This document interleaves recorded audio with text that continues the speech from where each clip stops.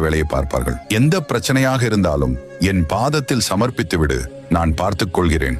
உன் மனதில் எவ்வளவு வலிகளை நீ சுமந்தாலும் உன் உதட்டில் எப்பொழுதும் சிரிப்பை வைத்திருக்கும் என் பிள்ளைக்கு வலிகள் போக்கும் மருந்தாக நான் உன்னோடே இருந்து உன் கஷ்டங்கள் அனைத்தையும் நான் போக்குவேன். இனி எப்பொழுதும் உன் முகத்தில் அந்த சிரிப்பை நிரந்தரமாக்குவேன். நிம்மதி எங்கு தேடியும் கிடைக்கவில்லை என்று புலம்பாதே. ஒரு சிறு பறவையின் பசி தாகம் தீர்த்துப்பார். நான் உன்னுடன் தான் இருக்கிறேன். ஆனால் நீயோ என்னை வேறு எங்கேயோ தேடிக்கொண்டிருக்கிறாய்.